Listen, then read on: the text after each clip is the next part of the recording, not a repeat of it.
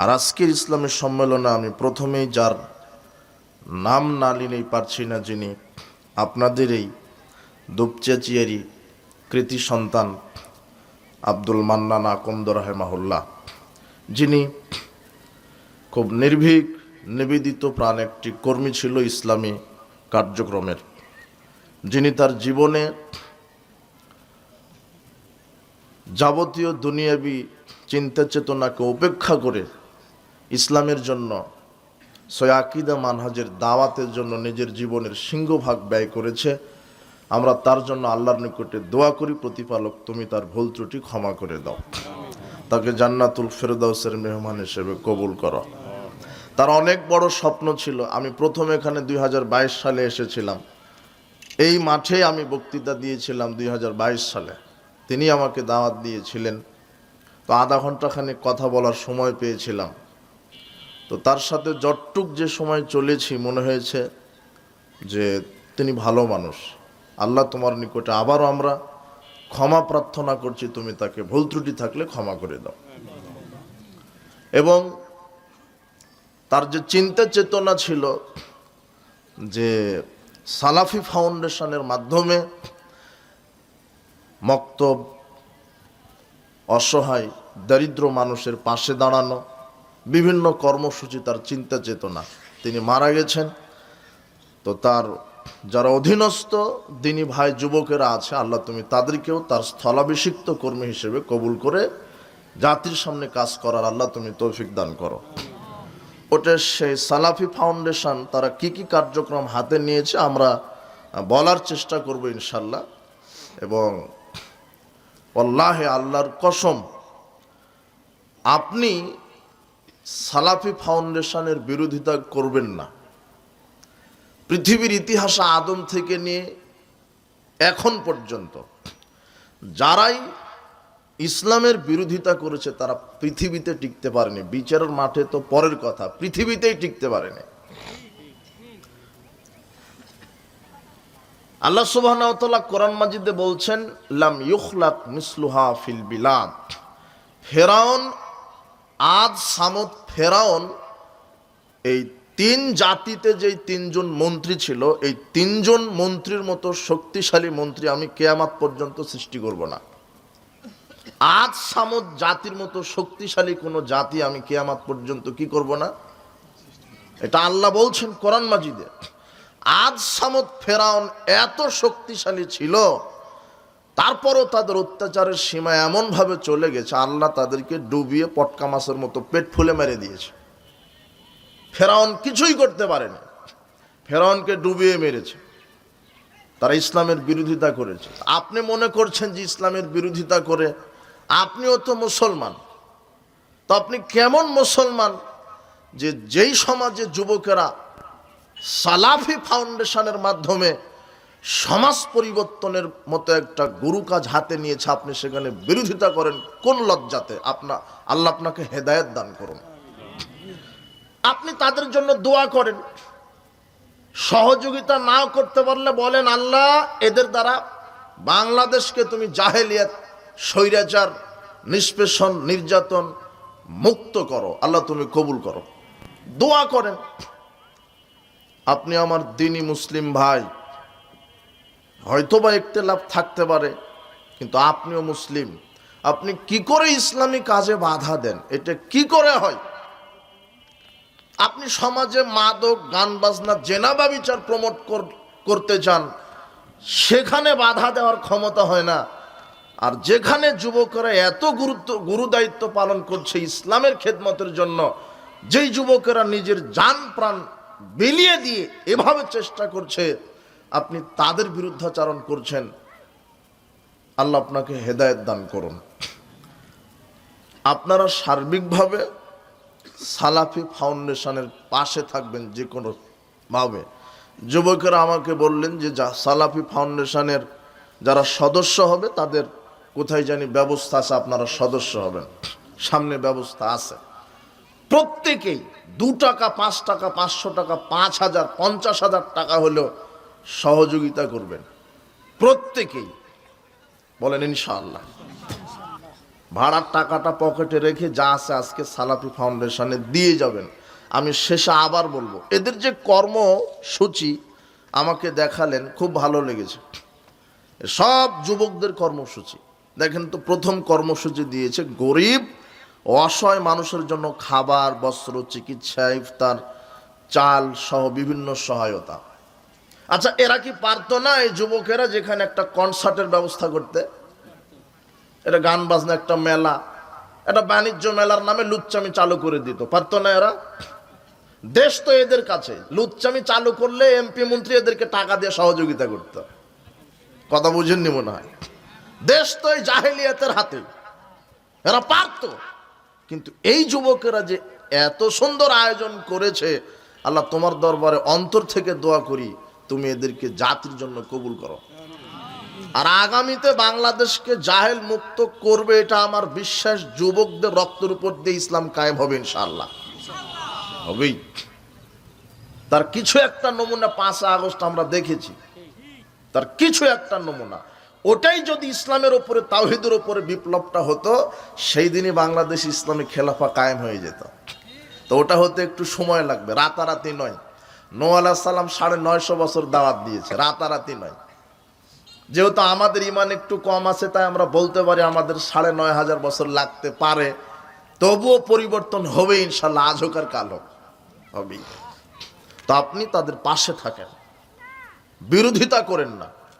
আপনি এমন কোন ইতিহাস দেখাতে পারবেন না যে ইসলামের বিরোধিতা করে কেউ পৃথিবীতে প্রতিষ্ঠিত হয়েছে, কেউ নাই।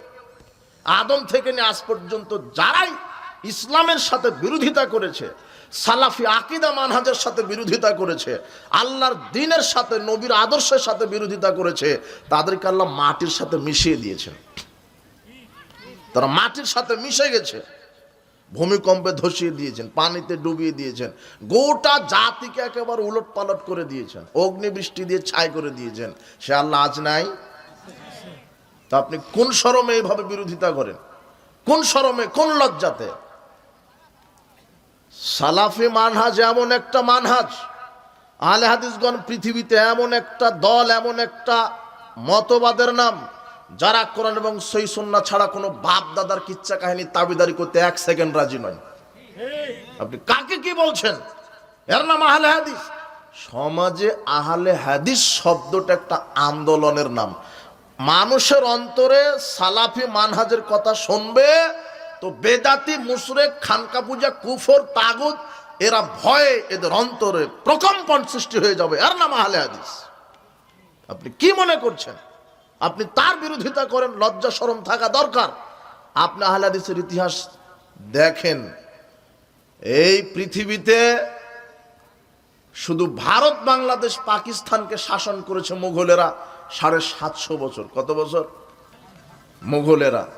এরপরে এসেছে ইংরেজরা 190 বছর। কত বছর? 190 বছর শাসন করেছে মুসলমানদেরকে ইহুদি, মুসলমানদেরকে শাসন করেছে খ্রিস্টান, মুসলমানদেরকে শাসন করেছে ইংরেজরা। এই 190 বছরের দুঃশাসন, স্বৈরাচার শাসন, নির্যাতন, নিষ্পেষণ এই ইংরেজদেরকে উপমহাদেশ থেকে তাড়িয়েছে। এই আহলে হাদিসের বাচ্চারাই আন্দোলন করে তাড়িয়ে দিয়েছে এদেরকে। আপনি ইতিহাস দেখেন। তবে সেদিন আহলে হাদিস সিপাহে সালার নেতা নেতৃবৃন্দ, এনায়েত আলী, বেলায়েত আলী, শাহ ইসমাইল শহীদ, সৈয়দ আহমদ ব্রেলভী, এরা তাদের রক্তক্ষয়ী, রক্তময়ী, জ্বালাময়ী বক্তব্য লিখনিতে সই আকীদা মানহাজ তাওহীদের উপরে লিখনি আন্দোলনের মাধ্যমে ইংরেজদেরকে তাড়িয়েছে, এ কথা ঠিক। কিন্তু আবার কালের বিবর্তনে আবর্তনে জাহেলিয়াত ঢুকে গেছে।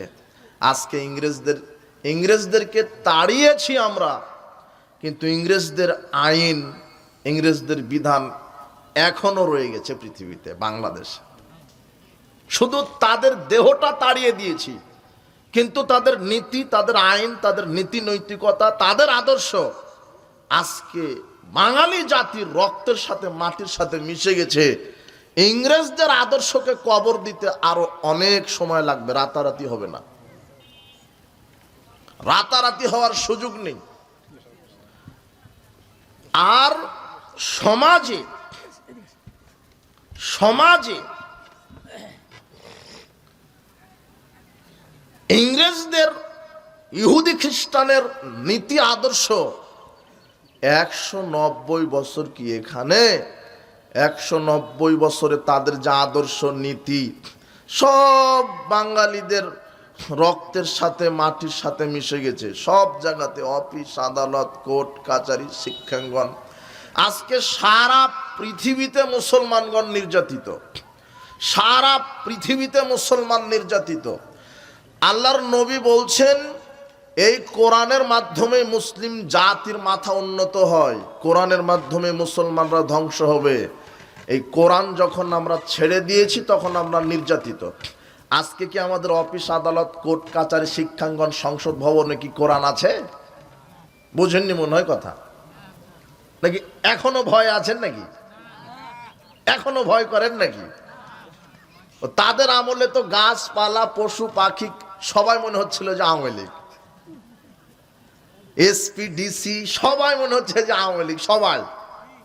কিন্তু যখন আল্লাহ ধরলেন আর খুঁজেই পাওয়া যায় না। তা আপনি কি বলছেন? ক্ষমতা দিয়ে পৃথিবীতে টিকা যায় না। ফেরাউন ক্ষমতা দিয়ে পৃথিবীতে টিকতে পারেনি। সব জায়গাতে ইহুদি খ্রিস্টানের নীতি এখন মিশে গেছে, সব জায়গাতে। এমন কোন সেক্টর নাই সেখানে বিজাতিদের নীতি আদর্শ নাই। শুধু আপনি মুসলমান, আজকে মুসলমানের সন্তান মুসলমান ঘরে জন্ম নিচ্ছে কিন্তু বড় হচ্ছে ইহুদি খ্রিস্টানের পরিবেশে। জন্মগ্রহণ করেছে আপনার পরিবারে, আপনার ঘরে, কিন্তু বড় হচ্ছে কাদের নীতিতে? ইহুদি খ্রিস্টান বিজাতিদের নীতিতে। কোরআন মাজিদে আল্লাহ সুবহানাহু ওয়া তাআলা সব জায়গাতে কোরআন মাজিদে কঠোরভাবে আল্লাহ বলছেন যে ইহুদি খ্রিস্টানের বিরোধিতা করো। আল্লাহ তার বান্দা বান্দীদেরকে বলছেন ইহুদি খ্রিস্টানের বিরোধিতা করো। মুহাম্মদ সাল্লাল্লাহু আলাইহি সাল্লামকে কঠিনভাবে বলছেন। দেখেন তো আল্লাহর বলার ভাষা দেখেন, লান তারদানকাল ইয়াহুদু ওয়ালান নাসারা হাত্তা তাত্তাবি'a মিল্লাতাহুম। মুহাম্মদ সাল্লাল্লাহু আলাইহি সাল্লাম, আপনি কখনোই, আপনার উপরে তারা কখনোই সন্তুষ্ট হবে না। কারা? ইহুদি খ্রিস্টান, বিজাতিরা, হিন্দুরা। আল্লাহ বলছেন যে তোমার উপরে বিজাতিরা কখনোই সন্তুষ্ট হবে না। তবে সন্তুষ্ট হবে কখন? হাত্তা তাত্তাবি'a মিল্লাতাহুম, তাদের মতবাদ মেনে চলো, সন্তুষ্ট। আজকে মুসলমানদের উপরে সন্তুষ্ট ইহুদি খ্রিস্টান। কেন? মুসলমানরা কাদের মতবাদ মানে? এখনো বুঝেননি, আমার বক্তব্যের কিছু বুঝেননি। একটু সময় নিয়ে বসে থাকেন তাহলে বুঝবেন, ইনশাআল্লাহ। আল্লাহ বলছেন যে আপনার উপরে ইহুদি খ্রিস্টান সন্তুষ্ট হবে না, তবে তখন সন্তুষ্ট হবে যখন তাদের নীতি মানবেন, তাদের আদর্শ মানবেন।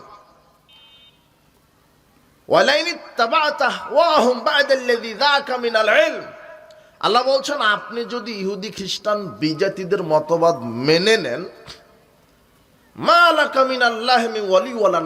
তাহলে বিচার মাঠে আপনি কোনো সাহায্যকারী পাবেন না, জাহান্নামে চলে যেতে হবে। এই কথার লোড কত! কে কাকে বলছেন এই কথা?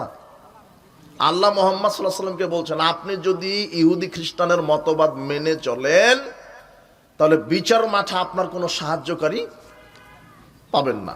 এটা সূরা বাকারার 120 আয়াত। আপনি পড়বেন, এই আয়াতটা আপনি পড়বেন, আপনার জাতিকে পড়তে হবে, এর তাফসীর পড়তে হবে। আপনার স্রষ্টাকে, কোরআন মাজিদ কার পক্ষ থেকে এসেছে ওটা আপনাকে পড়তে হবে, জানতে হবে। আপনি যদি ইহুদি খ্রিস্টানের মতবাদ মেনে চলেন বিচার মাঠে জাহান্নাম। এরপরে আল্লাহ বলছেন ইয়া আইয়ুহাল্লাযীনা আমানু লা তাত্তাখিযুল ইয়াহুদা ওয়ান নাসারা আউলিয়া, হে বিশ্বাসীগণ তোমরা ইহুদি খ্রিস্টানকে বন্ধু হিসেবে গ্রহণ করো না। তোমরা ইহুদি খ্রিস্টানকে বন্ধু হিসেবে গ্রহণ করো না।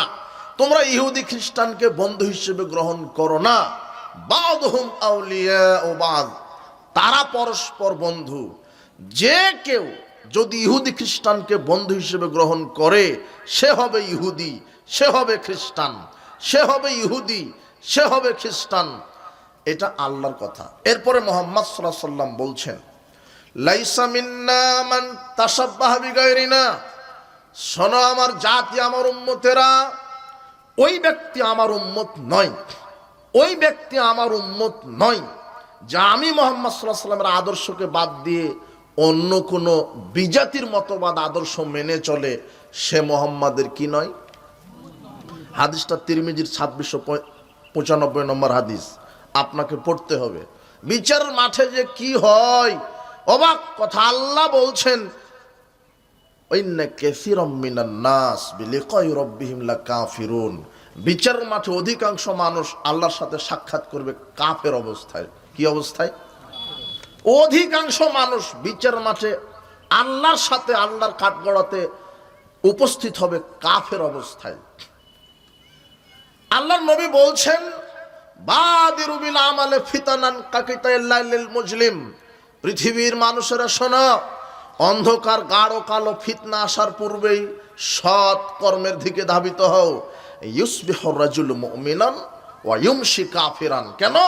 এমন একটা জটিল কঠিন বাস্তবতা সমাজে চলে আসবে যে সকালে যে মুমিন থাকবে সন্ধ্যায় কাফের হয়ে যাবে, সন্ধ্যায় যে মুমিন থাকবে সকালে সে কাফের হয়ে যাবে।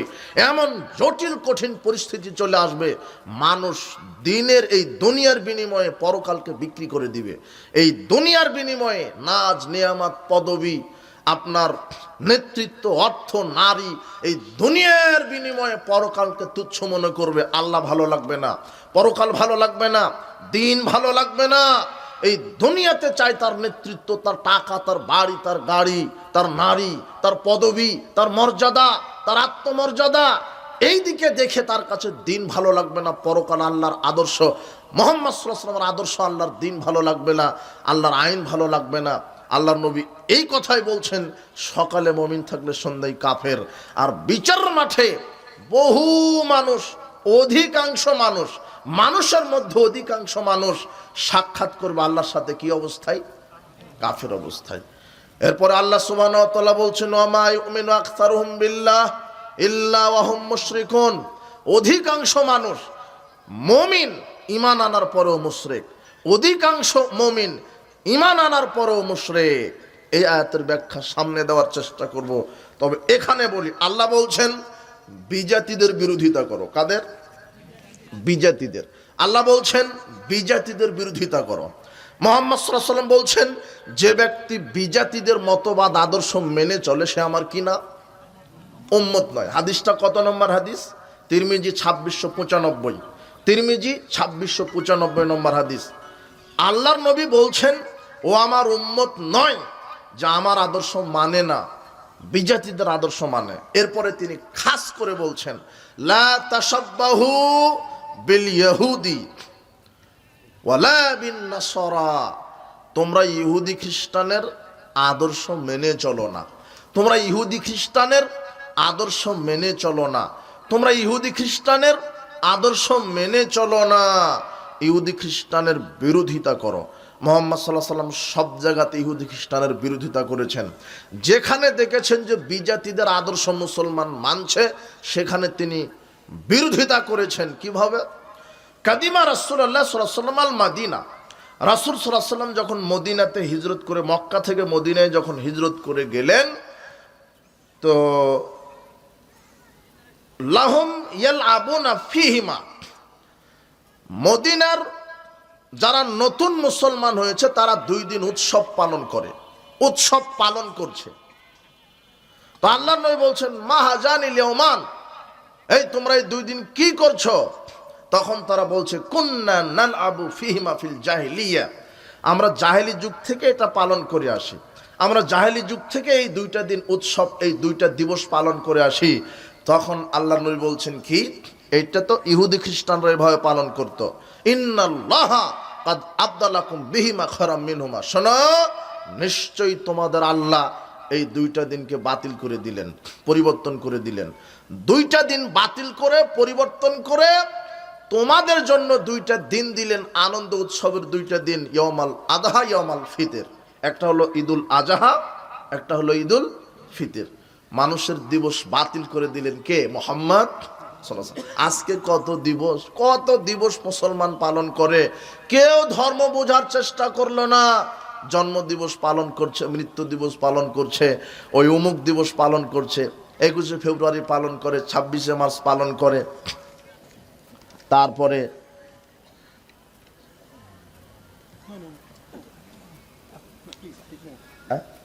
আপনি বলেন 2 মিনিট কথা। আচ্ছা আচ্ছা বসেন, ঠিক আছে।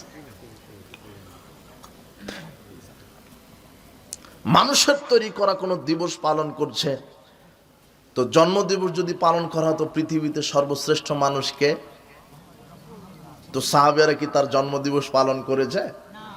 মৃত দিবস যদি পালন করা হতো তাহলে পৃথিবীতে শ্রেষ্ঠ মানুষকে, তো সাহাবারা কি তার মৃত দিবস পালন করেছে?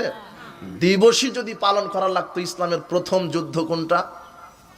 বদর, তাহলে বদর দিবস সাহাবারা কি পালন করেছে? কেন পালন করেনি? মুহাম্মদ সাল্লাল্লাহু আলাইহি ওয়াসাল্লাম ওই দিন প্রথম দিনে রাষ্ট্র ক্ষমতা হাতে পাওয়ার সাথে সাথে বলছেন, আজকে মানুষের আইন চলবে না, ইসলামের আইন চলবে। প্রথম দিনেই। আর তোমার ইসলামী নেতা, ওকে সাংবাদিক জিজ্ঞাসা করছে, আপনারা নাকি শরিয়া আইন কায়েম করতে চাচ্ছেন না? তখনও বলছে যে একবারে তো সম্ভব নয়, একবারে নাকি সম্ভব নয়। তুমি ইসলামী দলের নেতা বলছে একবারে নাকি সম্ভব নয়।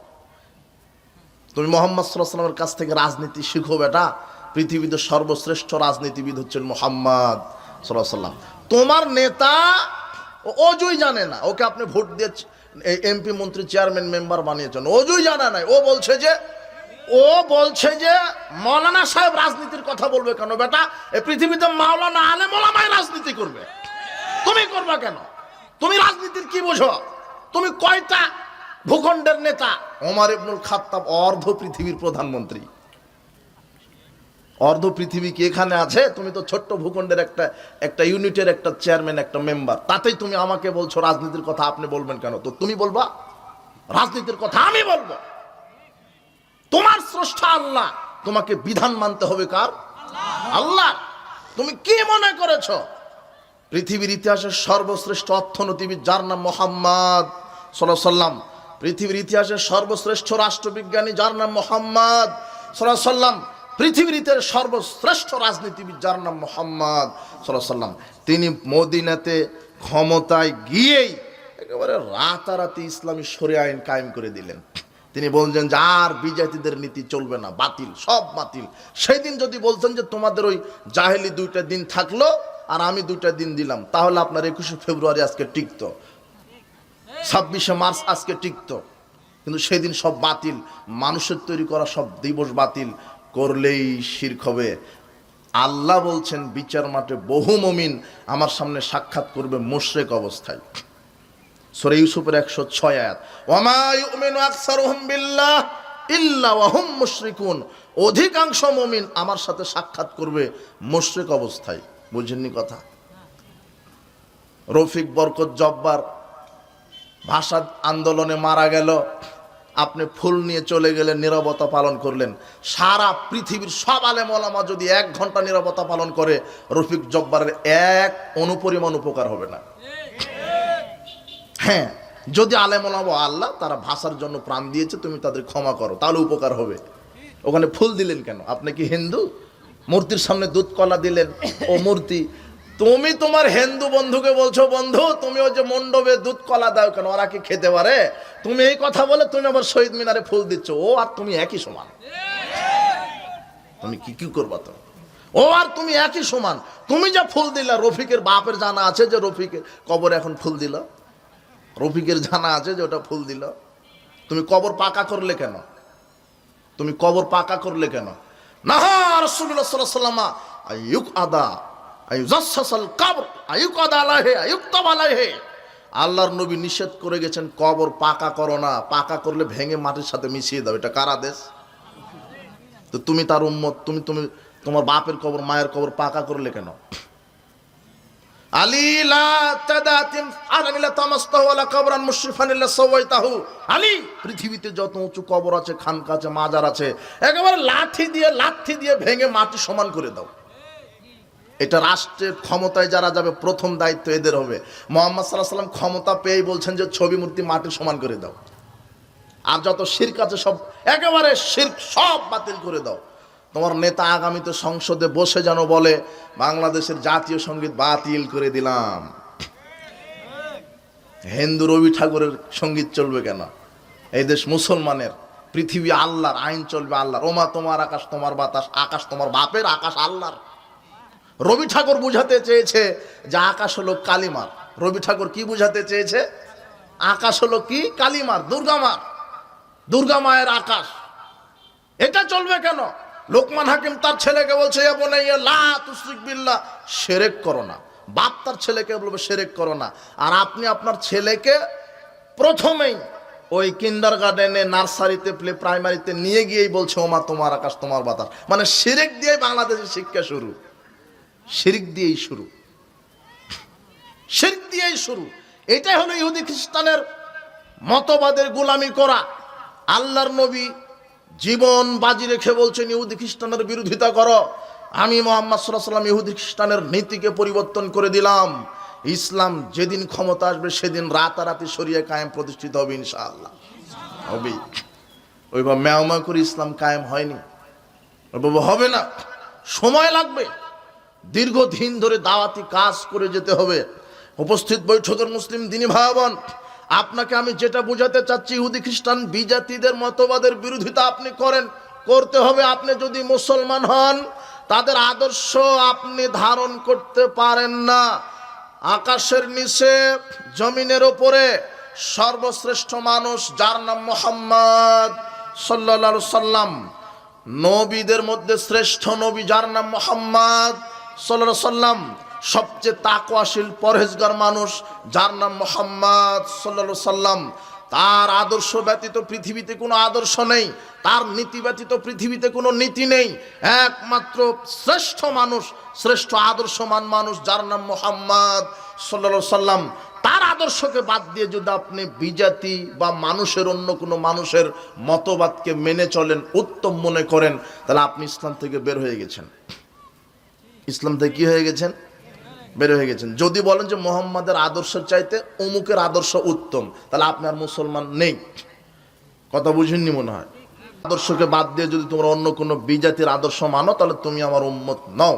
এরপরে খাস করে বলছেন লা তাশাব্বাহু বিল ইহুদি ওয়ালা বিন নাসারা, ইহুদি খ্রিস্টানের সাদৃশ্যতা অবলম্বন করো না, ইহুদি খ্রিস্টানের নীতি আদর্শ মেনে চলো না। আব্দুল্লাহ ইবনে আমর রাদিয়াল্লাহু আনহু বলছেন রাসূল সাল্লাল্লাহু আলাইহি ওয়াসাল্লাম বলেছেন লা ইয়াতি আন্নাল উম্মতি মা তাআলা বানি ইসরাইল, আমার উম্মতের যে অবস্থা হয়েছে, ইহুদি খ্রিস্টানের যে অবস্থা হয়েছে, আমার উম্মতের সেই অবস্থা হবে। ইহুদি খ্রিস্টানের যে অবস্থা হয়েছে, আমার উম্মতের সেই অবস্থা হবে। হাজওয়ান নাআল বিন নাআল, যেমন দুই পায়ের জুতা সমান, যেমন দুই পায়ের জুতা সমান ইহুদি খ্রিস্টান যেমন হবে, মুসলমান তেমন হবে। আল্লাহ নবী আর এক হাদিসে বলছেন কচুরি পানা যেমন পানির উপরে প্রাণীর চোতে এইভাবে প্রভাবিত হয়, ইহুদি খ্রিস্টানের নীতি আদর্শে মুসলমানেরা প্রভাবিত হবে। কচুরি পানা যেমন পানির স্রোতে প্রভাবিত হয়, ইহুদি খ্রিস্টানের মতবাদে, ইহুদি খ্রিস্টানের কৃষ্টি কালচারের স্রোতে মুসলমানেরা প্রভাবিত হবে।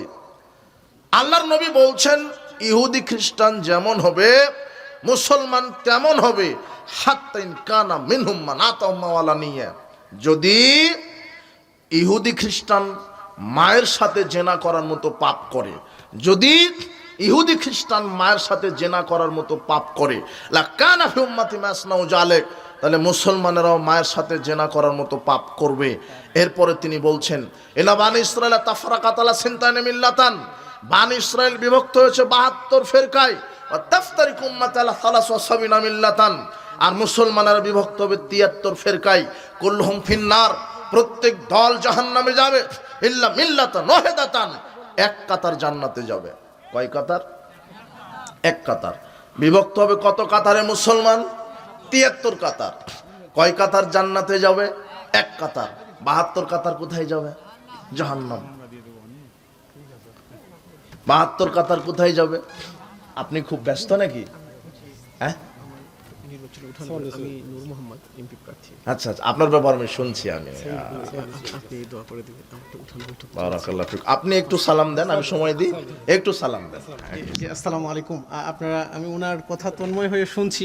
আমার আসলে আমি বাকরুদ্ধ। আল্লাহ শুনতে পারলে ভালো হতো। আমার নীলাহালিতে একটা উঠান বৈঠক চলছে, লোকজন সবাই দাঁড়িয়ে আছে। আমি ক্ষমা চাই আপনাদের কাছে। আমি ওনার জন্য দোয়া করছি, উম্মার জন্য, বিশেষ করে শরিয়া নিয়ে যে ডিবেট চলছে, আল্লাহ যেন আমাদেরকেও হেদায়েতের উপর রাখেন। আমাদেরও কোনো মিস্টেক হয়ে গেলে যেন আল্লাহ আমাদেরকেও সত্যের উপরে দাঁড়িয়ে দেন। এই দোয়াটুকু করবেন আপনারা।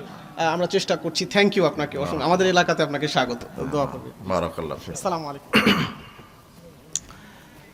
উপস্থিত বৈঠকের মুসলিম দিনী ভাই বোন, মুহাম্মদ সাল্লাল্লাহু আলাইহি ওয়াসাল্লাম বলছেন মুসলমানরা বিভক্ত হবে 73 ফিরকায়। 72 ফিরকা জাহান্নামে যাবে, এক ফিরকা জান্নাতে যাবে। তারা কারা? আল্লাহর নবীকে যখন জিজ্ঞাসা করা হলো, মান হে রাসূলুল্লাহ, তারা কে? ওই দল কোন দল? ওই ফিরকা কোন দল? তখন তিনি বলছেন, মা আনা আলাইহি ওয়া সাহাবী, আমি এবং আমার সাহাবী যার উপরে আছি। আল্লাহর নবী আর সাহাবীগণ দুইটা জিনিসের উপরে ছিলেন, একটা হলো কোরআন আর একটা কি? হাদিস। সার্বিক জীবনে যারা কোরআন হাদিসের উপরে চলবে, সার্বিক জীবনে, শুধু সালাতে নয়, শুধু সিয়ামে নয়, শুধু হজে নয়, শুধু জাকাতে নয়, সালাত সিয়াম হজ জাকাত তো আল্লাহর বিধানে হবে। অর্থনীতি, সমাজনীতি, রাজনীতি সব কিছু কার বিধানে হতে হবে? সার্বিক ক্ষেত্রে কার বিধান? আল্লাহর বিধান। সর্বক্ষেত্রে মুসলমান একজন মানুষ তার জীবনের এমন কোনো কাজ নাই যেটা করবে অথচ আল্লাহ বিধান দেননি। সব বিধান আল্লাহ দিয়ে দিয়েছেন। আপনি যে জুতা পায়ে দিবেন, আল্লাহর বিধান আছে। এটা জুতা পায়ে দেওয়া তো তুচ্ছ ব্যাপার। আপনি যে জুতাটা পরবেন, কে বিধান দিয়ে দিয়েছে? আল্লাহ বলছেন, যাই জুতা পায়ে দেওয়ার সময় ডান পা আগে দাও বিসমিল্লাহ বলে। কোন পা আগে দিতে হবে? এরপরে বাম পা দাও। খোলার সময় আগে বাম পা খোলো, তারপরে ডান পা। পোশাক গায়ে দিবেন, আল্লাহ বলছেন এই ডান হাতলটা আগে ঢুকিয়ে দাও। মানে আল্লাহর বিধান। আলহামদুলিল্লাহিল্লাযী কাসানি হাদা ওয়া রাযাকানি মিন গায়রি হাওলিন মিন ওয়ালা কুওয়া, এটা বলো। আপনি যে খানা খাবেন, বলছে ডান হাত বিসমিল্লাহ বলো, খাওয়া শেষে দোয়া বলো। পেশাব পায়খানা করবেন, আল্লাহ বলছেন এই ঢোকার পূর্বে বলো আল্লাহুম্মা ইন্নী আউযু বিকা মিনাল খুবসি ওয়াল খাবাইস। বের হবেন, বলছেন আল্লাহ বলছেন গুফরানাকা বলো। ঘুমাতে যাবেন, আল্লাহ বলছেন এই ডান কাতে ঘুমাও, আল্লাহুম্মা বিসমিকা আমুতু আহইয়া বলো। ঘুম থেকে উঠবেন, বলো আলহামদুলিল্লাহিল্লাযী আহইয়ানা বা'দা মা আমাতানা ইলাইহিন নুশুর বলো। স্ত্রীর কাছে যাবেন, আল্লাহ বলছেন বলো বিসমিল্লাহে আল্লাহুম্মা জান্নিবনাশ শাইতানা জান্নিবিশ শাইতানা মা রাযাকতানা, এটা বলো। কি করবেন? সালাত। আল্লাহ বলছেন সালাতের পূর্বে ওযু করো, সালাতে দাঁড়ানোর পূর্বে নিয়তটা অন্তরে করো, নিয়ত করার পরে তাকবীরে তাহরিমা বাঁধো, এরপরে হাত বুকের উপরে বাঁধো, সূরা ফাতিহা পাঠ করো, অন্য একটা সূরা পড়ো, এরপর রাফাল ইয়াদাইন করো, রুকুতে যাও, কমপক্ষে সুবহানা রাব্বিয়াল আযীম একবার বলো, এরপরে সামি আল্লাহু লিমান হামিদা বলো, এরপরে বলো রব্বানা লাকাল হামদ, এরপরে আবার আল্লাহু আকবার বলে সিজদায় যাও, গিয়ে বলো সুবহানা রাব্বিয়াল আলা, কমপক্ষে একবার, 3 বার, 7 বার, 5 বার, 100 বার, যত পারেন কমপক্ষে একবার বলো ওয়াজিব। আবার আল্লাহু আকবার বলেন, আল্লাহ মাগফিরলি ওয়ারহামনি ওয়াজবুরনি ওয়াহদিনি ওয়াফিনি ওয়ারযুকনি বলো। আবার সিজদা দাও, সিজদা থেকে ওঠো, প্রথম বৈঠকে বসো, তাশাহুদ পাঠ করো, এরপর আবার 2 রাকাত পড়ো, আবার সিজদা দাও, আবার বৈঠক করো, শেষ বৈঠক, তাশাহুদ পড়ো, দরুদ পড়ো, মাসুরা পড়ো, এরপরে ডান দিকে একটা সালাম, বাম দিকে একটা সালাম, এরপরে বলো আল্লাহু আকবার, আস্তাগফিরুল্লাহ আস্তাগফিরুল্লাহ আস্তাগফিরুল্লাহ, আল্লাহুম্মা আনতাস সালাম ওয়া মিনকাস সালাম তাবারাকতা ইয়া যাল জালালি ওয়াল ইকরাম। সালাতটা আদায় করলেন কার বিধানে? সিয়াম রাখবেন শবে সাদিকের পূর্বে সাহারি খান। শবে সাদিক থেকে নিয়ে সূর্য ডোবা পর্যন্ত আপনি পানাহার থেকে, অশ্লীল কাজ থেকে, যৌন সম্ভোগ থেকে বিরত থাকেন। সিয়াম থাকা অবস্থায় গীবত করা যাবে না, মিথ্যা কথা বলা যাবে না, জেনা করা যাবে না, খাদ্যে ওজনে ভেজাল দেওয়া যাবে না, পাপ কাজ করা যাবে না, এটা আল্লাহর বিধান। এরপর ইফতার করবেন বিসমিল্লাহ বলে, বৈধ হালাল পবিত্র রুজি দ্বারা ইফতার করেন, এগুলি হলো আল্লাহর বিধান। আপনি হজ করবেন, আল্লাহ বলছেন মিকাত থেকে ইহরাম বাঁধো। যারা হজে তামাত্তু করবে তারা আগে কাবা ঘরে যাও, কাবা ঘরে 7টা তোয়াফ করো, এরপরে তুমি মাকাম ইব্রাহিমের পিছনে 2 রাকাত সালাত আদায় করো, জমজম থেকে পানি পান করো, সাফা মারওয়া সাই করো, এরপরে স্বাভাবিক একটু হালাল হয়ে যাও। তারপরে 8 জিলহজ তুমি চলে যাও, মিনায় যাও, মুজদালিফায় যাও, আরাফায় যাও, মুজদালিফায় আসো, আবার মিনাতে যাও, মাথা মুন্ডন করো, কুরবানি করো, এরপরে পাথর নিক্ষেপ করো শয়তানকে। সব কিছু কার বিধানে করলেন? সব আল্লাহর বিধান। এমন কোনো জায়গা নাই যে আপনি সেটা আল্লাহর বিধান পাবেন না। সব থেকে খাওয়া, ওঠা, বসা, পেশাব, পায়খানা, সালাত, সিয়াম, হজ, যাকাত, সেখানে কার বিধান আছে? সালাদটা কার বিধানে? হজটা কার বিধানে? যাকাতটা কার বিধানে? কোরআন তেলাওয়াত কার বিধানে? এখন আপনার রাজনীতি কার বিধানে? আপনি করছেন কার বিধানে? তাহলে হলো, তাহলে কেমন করে হলো? অর্থনীতি কার বিধানে? আল্লাহর বিধান নেই। অফিস আদালত কোর্ট কাচারি চলে কার বিধানে? সব জায়গাতে যেন ইহুদি খ্রিস্টান, এখানে আল্লাহর বিধান নেই। অথচ সার্বিক জীবনে কার বিধান মেনে চলতে হবে? আল্লাহর বিধান। সব জায়গাতে আল্লাহর বিধান, কিন্তু আপনি সব জায়গাতে আজকে ইহুদি খ্রিস্টানের গোলামে পরিণত হয়েছেন। বলছিলাম উপস্থিত বৈঠকের মুসলিম দিনী ভাই বোন, মুহাম্মদ সাল্লাল্লাহু আলাইহি ওয়াসাল্লাম প্রাণ পড়ে ইহুদি খ্রিস্টানের বিরোধিতা করতে বলেছেন। দেখেন ইহুদি খ্রিস্টানের বিরোধিতা, ইহুদি খ্রিস্টানের মতবাদের বিরোধিতা। হিনা সামা রাসূলুল্লাহ সাল্লাল্লাহু আলাইহি ওয়াসাল্লাম ইয়াউম আশুরা, তিনি মুহররমের 10 তারিখে আশুরার সিয়াম রাখলেন। ও আমারা বিসিয়ামিহি, তিনি সাহাবীদেরকে যারা যুবকেরা আছে তারা ওই চাদর অথবা ব্যাগ নিয়ে ঢুকে পড়েন, আর আপনারা বৈঠকি দান করবেন। রাসূল সাল্লাল্লাহু আলাইহি ওয়াসাল্লামের একটা গুরুত্বপূর্ণ সুন্নাত ছিল, যখন তিনি বৈঠকে বসতেন সাহাবীদেরকে বলতেন বৈঠকি দান দিতে হবে। তো আমরা এই সুন্নাতের উপর আমল করি নাকি? আপনারা, আমি যেটা বললাম, ভাড়ার টাকাটা অনেকে দূর থেকে এসেছেন পকেটে রাখবেন, এরপরে যা আছে ফি সাবিলিল্লাহ বলেন ইনশাআল্লাহ। দান হচ্ছে দলিল, দান ক্ষমতাশীল ইবাদত, দান হচ্ছে দলিল, দান ক্ষমতাশীল ইবাদত। আর এই যে যুবকেরা এত গুরুত্বপূর্ণ কল্যাণকামী কাজ হাতে নিয়েছে, আল্লাহ আপনাকে এই সালাফি ফাউন্ডেশনের সাথে ঐক্যবদ্ধ হয়ে থাকার তৌফিক দান করুন দুনিয়াতে এবং পরকালে। আল্লাহ তুমি আমাদের একসাথে জান্নাতে থাকার তৌফিক দান করো, আমিন। বারাকাল্লাহ ফিক।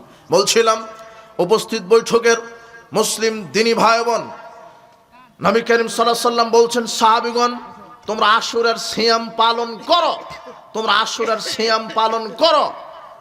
তখন সাহাবীগণ বলছেন, ইন্নাহু ইয়াউমুন ইউআযিমুহুমুল ইয়াহুদ ওয়ান নাসারা, এই দিন তো ইহুদি খ্রিস্টানের বড় দিন।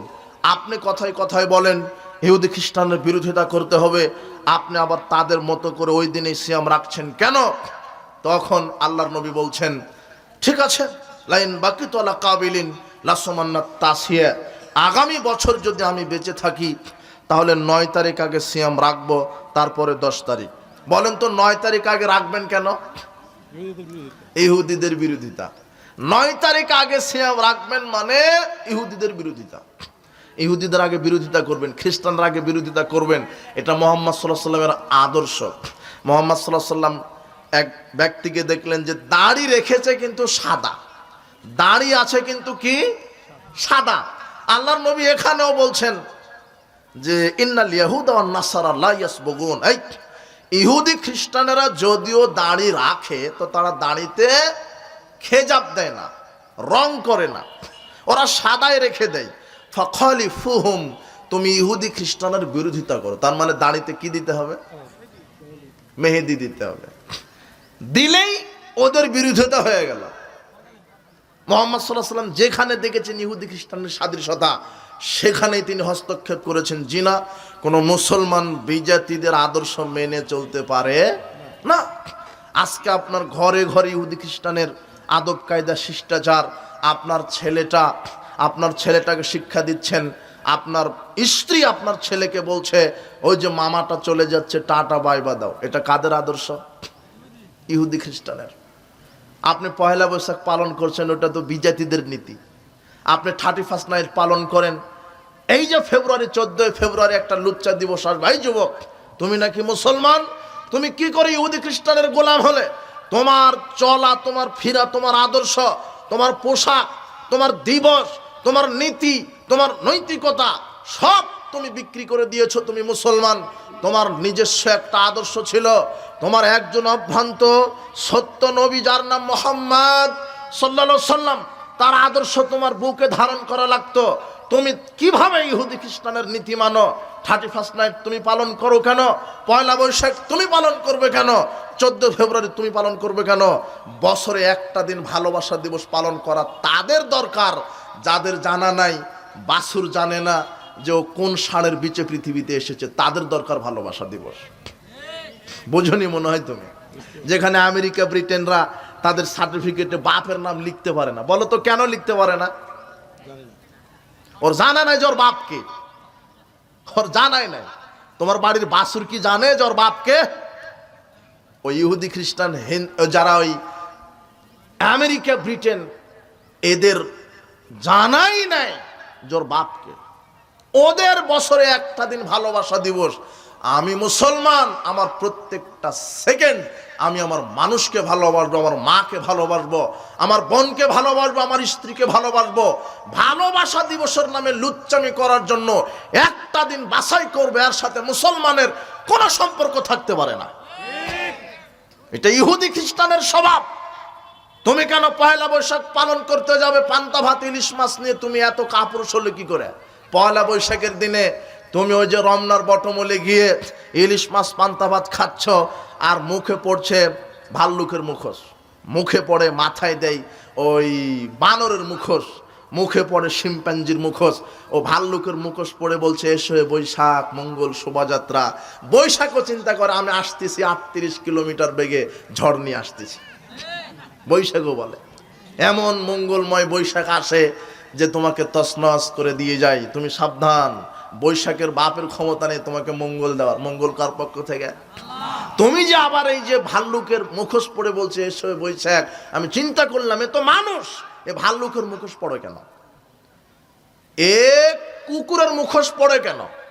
এ বান্দরের মুখোশ পড়ে কেন? আশ্চর্য কথা। বান্দরের মুখোশ পড়ে মনে ওর বিশ্ববিদ্যালয়ে শেখানো হয় মানুষ মানুষের জাত না, মানুষ কিসের জাত? আশ্চর্য কথা। তুমি এই শিখো কেন? বলছিলাম ইহুদি খ্রিস্টানের আদর্শ তুমি বর্জন করো। এটা সামাজিক আদর্শ।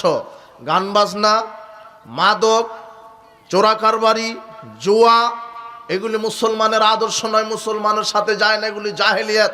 মুহাম্মদ সাল্লাল্লাহু আলাইহি ওয়াসাল্লাম বিদায় হজের ভাষণে জাহেলিয়াতকে কবর দিয়েছে। তোমার অর্থনীতিতে সুদী অর্থনীতি, সুদের প্রতিষ্ঠাতা হলো ইহুদি। অর্থনীতি সুদী অর্থনীতি চালায় মুসলমানেরা, কিন্তু এরা বলতে পারে না সুদ হারাম। এরা বলতে পারে না সুদ হারাম, আপনি সুদখোর। সুদ কোনো মুসলমান খেতে পারে না।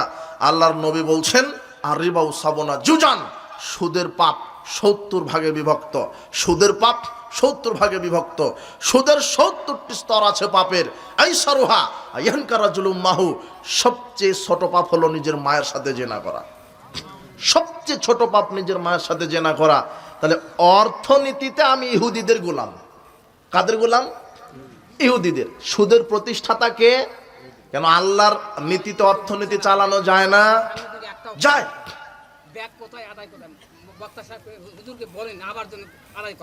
আদায় হয়নি? এই আবু সামা, তুমি যে বললে সবাই রেডি আছে, চাদর নিয়ে যান। চাদর দাও, রুমাল দাও, অথবা ব্যাগ। চাদর হলে ভালো হতো। চাদর নাও, অথবা কারো রুমাল নাও, অথবা ব্যাগ নাও, সমস্যা নেই। দেখো, তোমরা দেখো আবার ভালো করে। যারা দেননি তারা দিবেন, যারা দিয়েছেন তারাও দিবেন। যারা দেননি তারা তো দিবেন, যারা দিয়েছেন আবার দিবেন। উপস্থিত বৈঠকের মুসলিম দিনী ভাই বোন, বলছিলাম সব ক্ষেত্রে ইহুদি খ্রিস্টানের গোলাম মুসলমান, এটা যায় না। আমি আপনাকে বলেছিলাম মুনাফিকদের স্বভাব, মুনাফিকদের পরিণাম, মুনাফিকদের স্বভাব, মুনাফিকদের পরিণাম।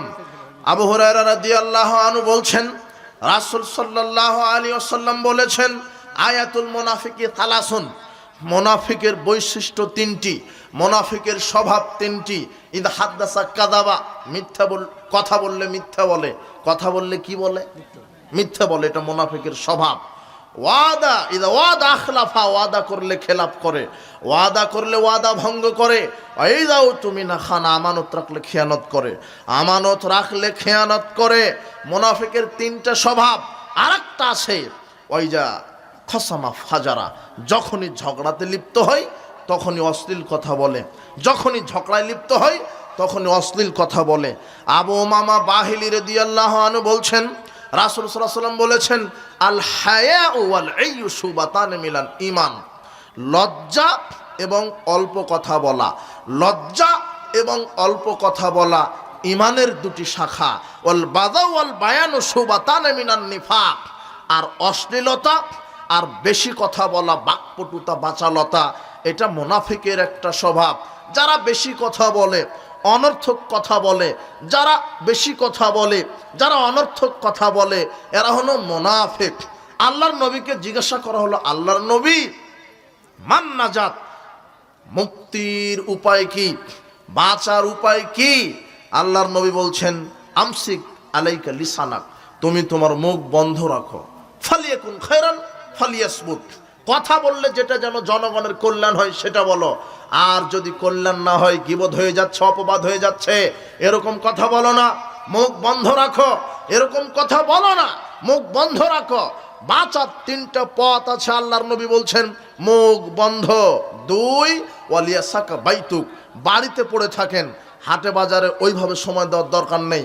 বাজারে গেছেন, যতটুক তেল সাবান প্রয়োজন কিনা শেষ, এখন কোথায় ফিরতে হবে? বাড়িতে।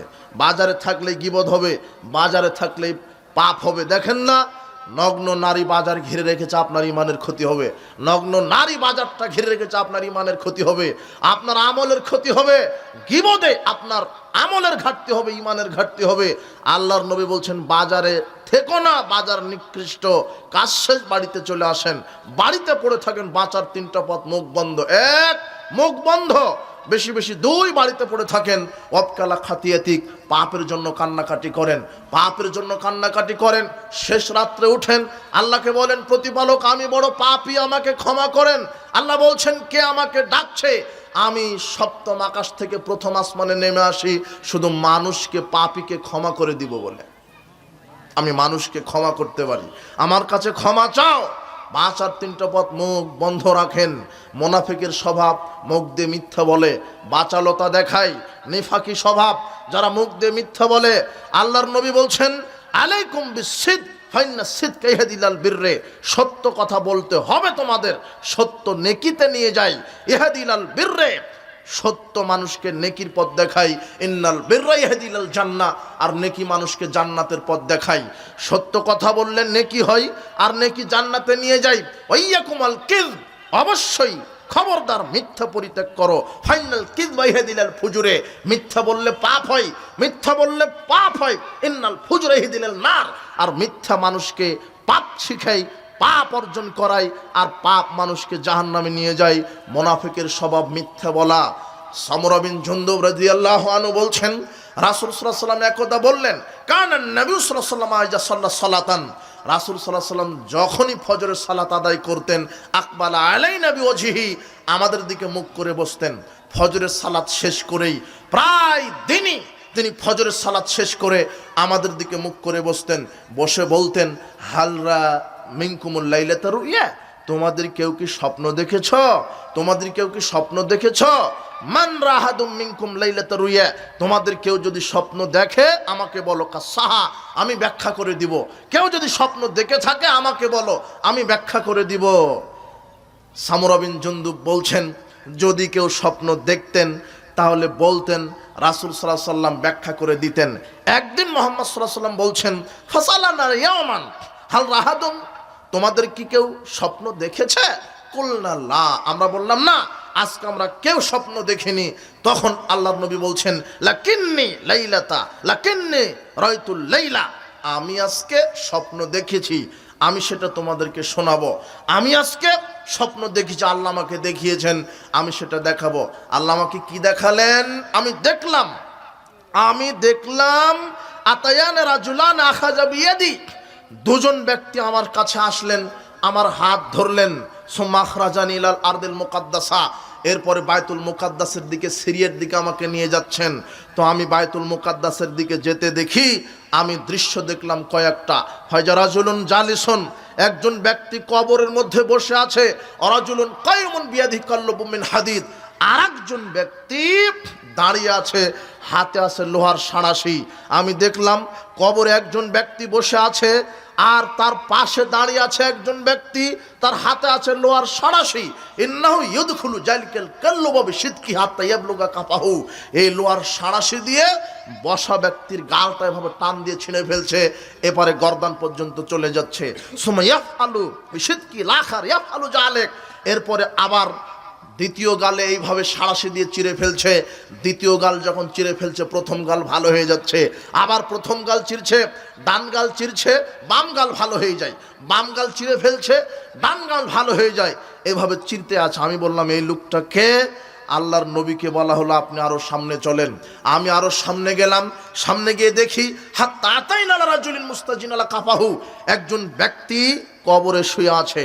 রাজুলুন কায়িমুন আলা রাসিহি ইনদা রাসিহি, আর একজন ব্যক্তি মাথার পাশে দাঁড়িয়ে আছে। বিফিরিন আও সাখরাতিন ইসদাকু বি রাসাহু, ওই পাথরটা ব্যক্তির মাথায় মেরে মাথা চৌচির করে দিচ্ছে। ফায়দা দারাবাহু তাদাদাল হাজারু ফান্তালাকা ইলাইহি, পাথরটা দূরে চলে যাচ্ছে, পাথর টান টানতে আবার মাথা ঠিক হয়ে যাচ্ছে। আমি বললাম এই ব্যক্তির মাথা ফাটানো হচ্ছে কেন? তখন ফেরেশতাদ্বয় বলছেন আপনি সামনে চলেন। হাত্তা আতাইনা ইলা সাকবিন ইসলিতান নূর, এমন একটা জায়গাতে গেলাম, দেখলাম আগুনের চুলা, তন্দুর রুটির চুলার মতো চুলা। আল্লাহু দাইকুন ওয়াসফালহু ওয়াসিউন, তার ওপরের দিকে চিকন, নিচের দিকে ফাঁপা। ইয়াতাওয়াক্কাউ তাহদাও নারান, ভিতরে আগুন প্রজ্বলিত করা আছে, আর ওর ভিতরে আছে রিজালুন ওয়া নিসাউন ওরাতুন, উলঙ্গ নারী পুরুষ। উলঙ্গ নারী পুরুষকে কবরে আগুনের চুলাতে জ্বালিয়ে দেওয়া হচ্ছে। আমি বললাম এরা কারা? আল্লাহর নবীকে আবার বলা হলো সামনে চলেন। হাত্তা আতাইনা নাহরিন মিন দাম, এরপরে আমি সামনে গিয়ে দেখি রক্তের নদী। ফিহি রিজালুন ওয়াসাতিন নাহারে, নদীর ভিতরে একজন ব্যক্তি দাঁড়িয়ে আছে, হাবুডুবু খাচ্ছে, আর নদীর কিনারাতে আর একজন ব্যক্তি পাথর নিয়ে দাঁড়িয়ে আছে।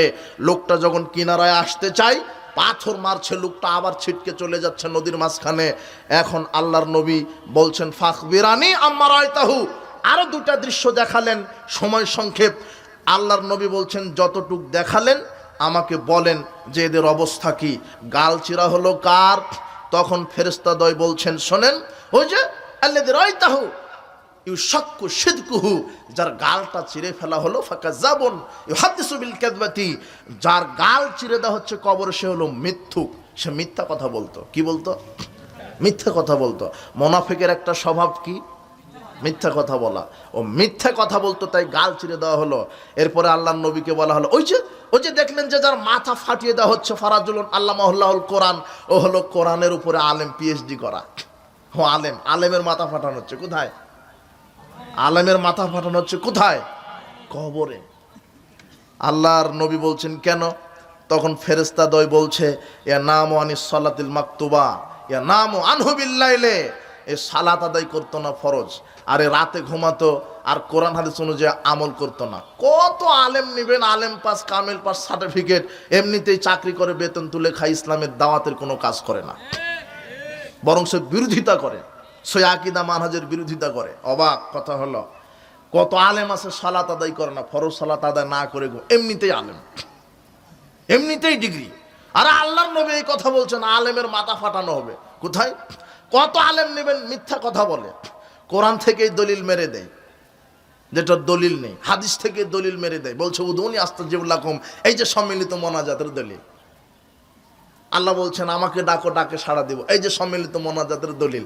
কোরআন থেকে কি মেরে দিল? দলিল মেরে দিল। এই যে মিলাদের দলিল, ইয়া আইয়ুহাল্লাযীনা আমানু, হে বিশ্বাসীগণ, সাল্লু আলাইহি ওয়া সাল্লিমু তাসলিমা, তোমরা রাসূলের উপরে দরুদ পড়ো। ফেরেশতারা ক্ষমা প্রার্থনা করে, আল্লাহ প্রশংসা করে, তোমরাও কর। এই যে মিলাদের কিয়ামের দলিল, কোরআন থেকেই দলিল দিচ্ছে মাওলানা সাহেব। কোরআন থেকেই ফরজ সালাতের পরে, সভা সমিতির পরে, তাফসির মাহফিল শেষে, বিবাহের শেষে, জানাজার শেষে সম্মিলিত মোনাজাত করতে হবে। কোথায় থেকে দলিল দিচ্ছে? কোরআন থেকে। কোরআনকে ভুল ব্যাখ্যা করছে। বক্তৃতা শেষ করে সম্মিলিত মোনাজাত জাতিকে নিয়ে করেননি, সভা সমিতির পরে করেননি, মানুষ মারা গেলে দাফনের পরে, জানাজার পরে করেননি, তিনি বিবাহের বৈঠকের পরে করেননি। তার 23 বছরের জিন্দেগিতে কোনো একটা ফরজ সালাতের পরে, সালাম ফেরানোর পরে সাহাবীদেরকে নিয়ে সম্মিলিত মোনাজাত করেননি। কাবা ঘরের ইমামও যদি করে তবুও বেদাত হবে। বোঝেননি মনে হয় কথা? যেই করুক, সারা পৃথিবীর সব ইমাম যদি করে তবুও বেদাত হবে। কেন বেদাত হবে? কে করেননি? মোহাম্মদ সাল্লাল্লাহু, আপনি গাও জোয়ারি করে করছেন কেন? বাপ দাদার দোহাই দিয়ে করছেন কেন? বড় হুজুরের দোহাই দিয়ে করছেন কেন? বড় আলেমকে, বাপ দাদাকে, বড় আলেমকে বাপ দাদা কাকে বলে, মাযহাব কাকে বলে? দেখেন আল্লাহর নবী বলছেন লাউ বাদালাকুম মূসা, এখন যদি মূসা আসে, মূসা মানে কে? মূসা আলাইহিস সালাম। এখন যদি মূসা আলাইহিস সালাম আসে, ফাত্তাবাতুমুহু, আর যদি তোমরা মূসা আলাইহিস সালামের শরীয়ত মেনে চলো, মূসাকে মেনে চলো, ও তারাকতুমুনি, আর আমি মুহাম্মদ সাল্লাল্লাহু আলাইহি সাল্লামকে যদি বাদ দাও, ছেড়ে দাও, আমার শরীয়ত যদি না মানো, লা দালালতুম আন সাওয়াইস সাবিল, মূসার শরীয়ত মানার কারণে তোমাদেরকে জাহান্নামে যেতে হবে।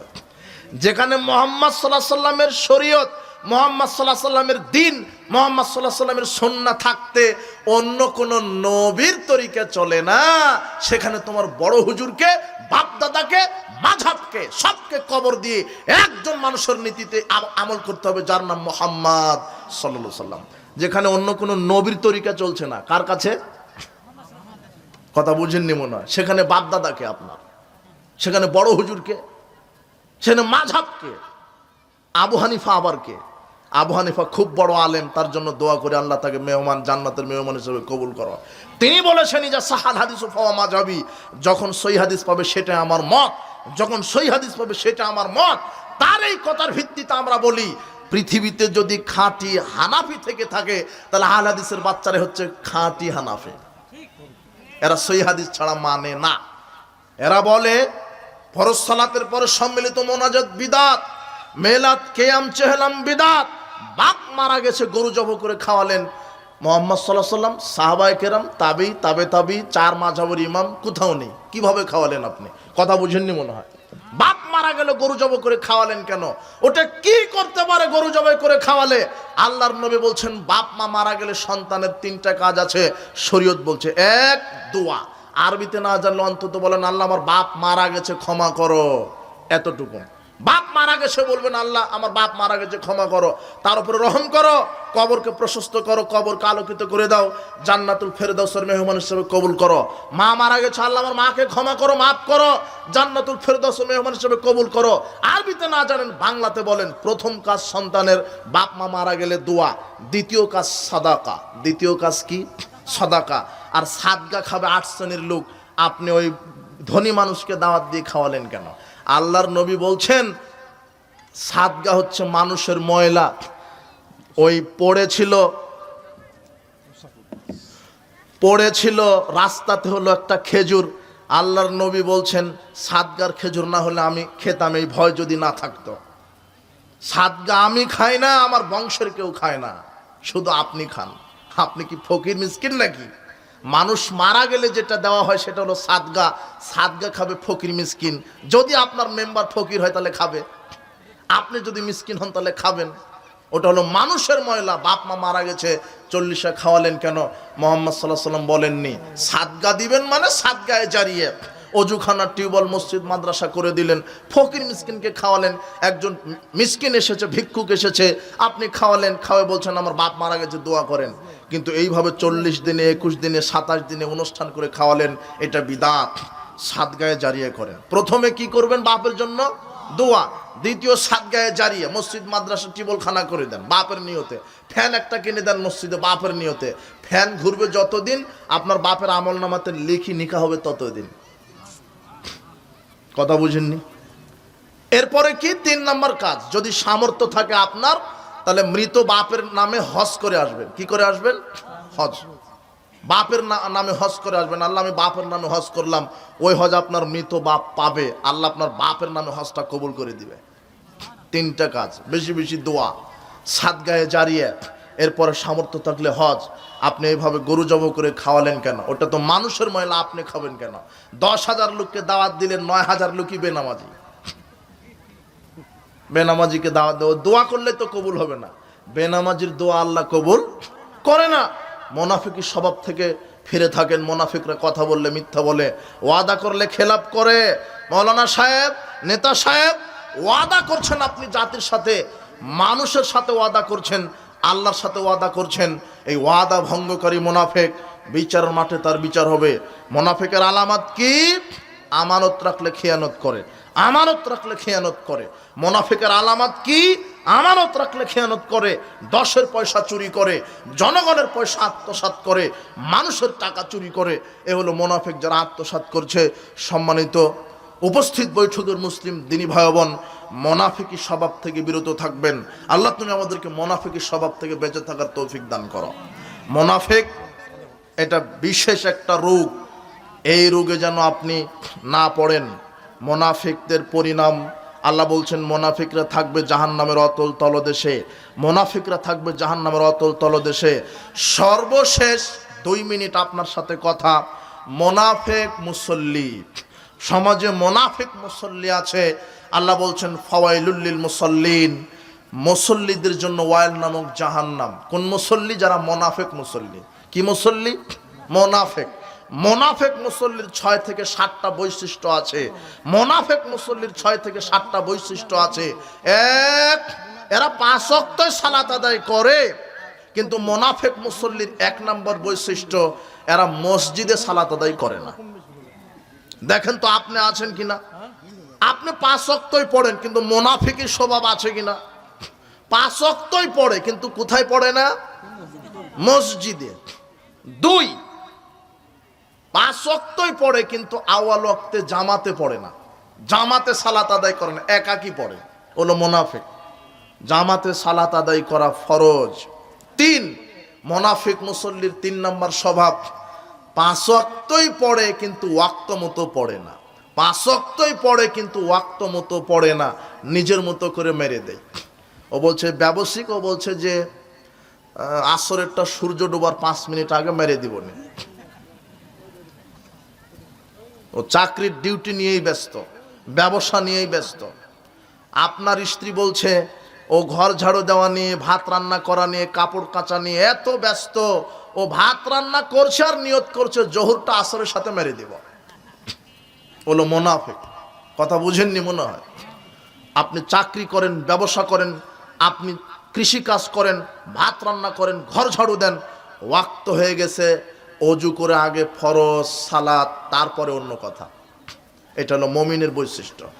ইন্নাস সালাতা কানাত আলাল মুমিনিনা কিতাবাম মাওকুতা। আল্লাহ বলছেন আমি আল্লাহ মুমিনদের উপরে ওয়াক্ত মতো সালাত ফরজ করেছি, আপনার নিজের মতো নয়। মন যখন চাইলে তখন পড়লেন, ওয়াক্ত মতো সালাত। অধিকাংশ মুসল্লি সালাত ঠিকই আদায় করে, কিন্তু ওয়াক্ত মতো করে না। এলো মুনাফিক। আউয়াল ওয়াক্তে সালাত আদায় করতে হবে। আর যেই মসজিদগুলিতে আউয়াল ওয়াক্তে সালাত হয় না, ওই জামাতে অ্যাটেন্ড হওয়া ফরজ নয়। অনেক মসজিদ আছে ওয়াক্তকে মেরে ফেলে দেওয়া হয়েছে, হয়নি? জোহরের আসরেরটা এমন সময় পড়ে, ওয়াক্তকে তার জামাতকে শেষ করে দিয়েছে, মেরে ফেলে দিয়েছে। জোহরেরটা এমন সময়তে পড়ে, আউয়াল ওয়াক্তকে মেরে ফেলে দেওয়া হয়েছে। আল্লাহর নবী বলছেন সল্লু ফি বুয়ুতিকুম ফিল ওয়াক্তে, তুমি আউয়াল ওয়াক্তে বাড়িতেই সালাত আদায় করো। যেই মসজিদগুলিতে আউয়াল ওয়াক্তে সালাত হয় না, ওই জামাতে সালাত আদায় করার চাইতে আউয়াল ওয়াক্তে একাকী বাড়িতে সালাত আদায় করা উত্তম। মনে থাকবে? কিন্তু যেই মসজিদগুলিতে আউয়াল ওয়াক্তে সালাত হয়, ওই জামাতে অ্যাটেন্ড না হলে আপনি কি হয়ে যাবেন? মুনাফিক। মনে থাকবে না? শোনেন, সালাতের জন্য আজান সম্পৃক্ত না, সালাতের জন্য ওয়াক্ত সম্পৃক্ত। কি? আপনার সালাতের সাথে আজানের সম্পর্ক নাই। আজান ওটা অ্যালাউন্স করে দেওয়া হলো এখন সালাতের জন্য আসো, কিন্তু আজান যদি শেষ ওয়াক্তে দেয়, আপনি তখন সালাত আদায় করবেন না। এখানে আউয়াল ওয়াক্ত হয়ে গেছে, আউয়াল ওয়াক্ত আপনাকে সালাত আদায় করতে হবে। কথা বুঝেছেন? অধিকাংশ মসজিদগুলিতে ওয়াক্তকে মেরে ফেলা হয়েছে। ওয়াক্ত হচ্ছে 12টায়, আজান দিচ্ছে 1টায়, জামাত মারছে 1:30টায়, মনে হচ্ছে ইসলাম আর বাপের সম্পত্তি। ওয়াক্ত হচ্ছে কখন? 12টায়, আজান দিচ্ছে 1টায়। 12টায় ওয়াক্ত, 12টায় আজান, বড় জোর 12:30টায় জামাত। মনে থাকবে? মনে থাকবে না। কেমন করে মনে থাকবে? হইলো ফজরেরটা এমন সময়তে জামাত করছে, ইমাম যদি শেষ রাকাতে ভুল করে সিজদা দিতে যায়, সূর্য উঠে যাবে, উঠবে না? কিন্তু এরা 12 মাস পাগলামি করলেও রমাদানের 1 মাস এরা পাগলামি করে না।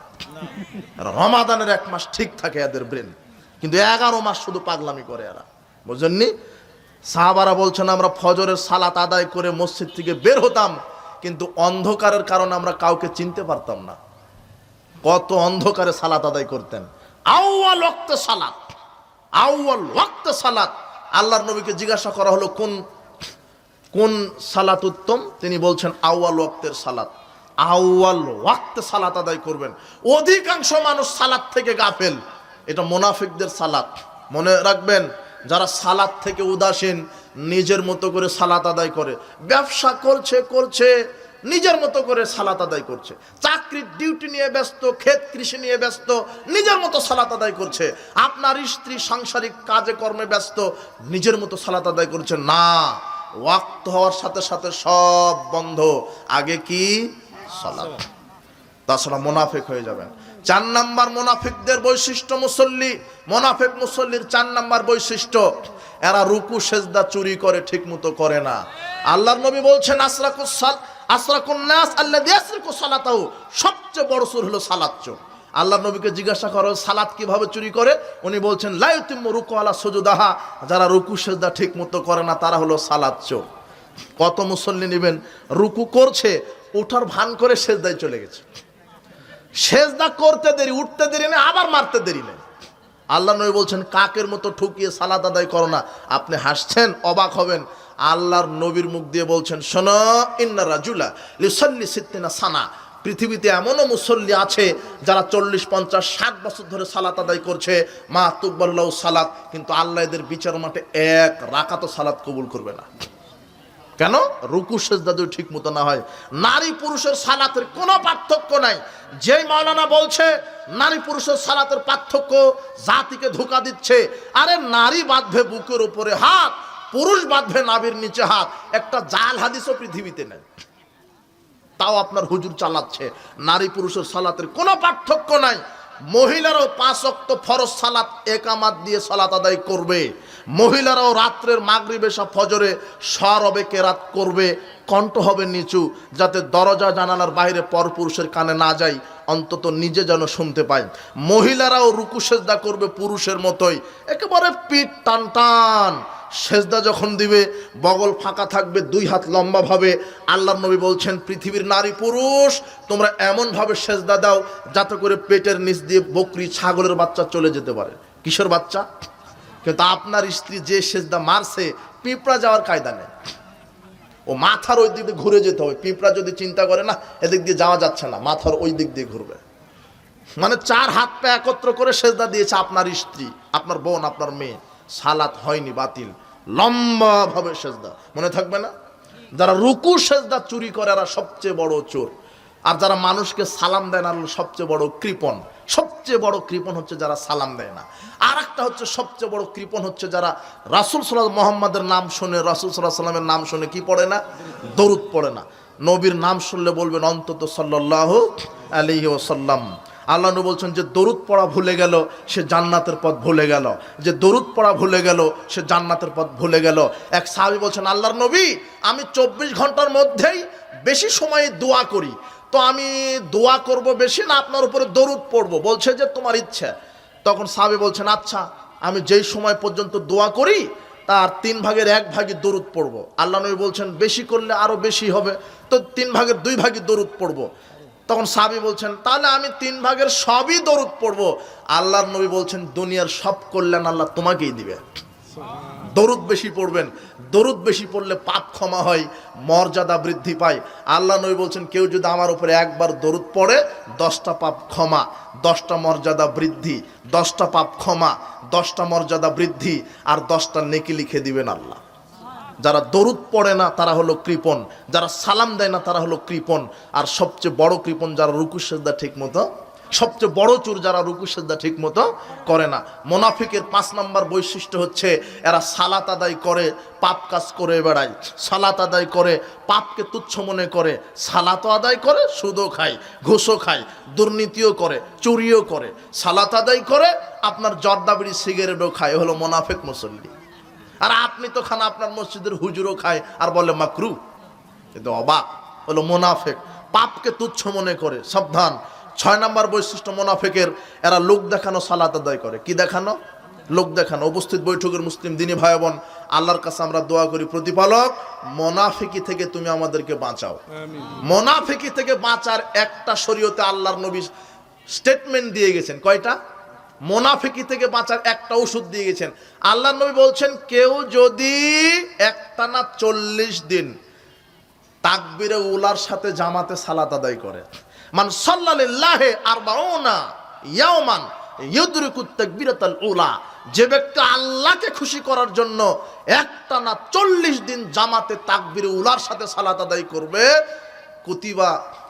কুতিবাত লাহু বারাতান, তার জন্য 2টা মুক্তি লেখা হয়, বারাতানে মিনান নার, বারাতানে মিনান নিফাক। আল্লাহ তাকে জাহান্নাম থেকে বাঁচিয়ে দিবে, মুনাফিকি থেকে বাঁচিয়ে দিবে। কাজেই জামাতে সালাত আদায় করবেন। আপনার স্ত্রীও যদি মনে করে যে আমি মসজিদে গিয়ে জামাতে সালাত আদায় করব, আপনার স্ত্রীকে বাধা দিতে পারবেন। মহিলাদের জন্য মসজিদে সালাতের ব্যবস্থা করতে হবে। আল্লাহর নবী বলছেন, মহিলারা যদি মসজিদে গিয়ে সালাত আদায় করতে চায় তাহলে তুমি তাদেরকে বাধা দিও না। আল্লাহর নবী বলছেন, ওই মহিলার জন্য জান্নাতের 8টি দরজা খোলা, যে 5 ওয়াক্ত সালাত আদায় করে, যে রমাদানের সিয়াম পালন করে, যে লজ্জাস্থানের হেফাজত করে, আর যে স্বামীর আনুগত্য করে, এই নারীর জন্য আল্লাহ জান্নাতের 8টি দরজা খুলে দিবেন। বারাকাল্লাহ ফিকুম, জাযাকুমুল্লাহ খায়ের। মাগরিব আসন্ন, আমরা কয়েকটি জিজ্ঞাসার উত্তর দিয়ে আমরা বিদায় নেব ইনশাল্লাহ। মহিলারা জুমার দিন বাড়িতে কয় রাকাত সালাত আদায় করবে? মহিলা, রোগী আর মুসাফির, এই 3 জনের জন্য জুমা আল্লাহর নবী ফরজ করেননি। বলেন তো কয় জনের জন্য? মহিলা, রোগী, অসুস্থ ব্যক্তি আর মুসাফির, এদের জন্য জুমা কি করেননি? বাধ্যতামূলক করেননি। যদি মহিলা মসজিদে এসে জুমা পড়ে 2 রাকাতই পড়বে, আর বাড়িতে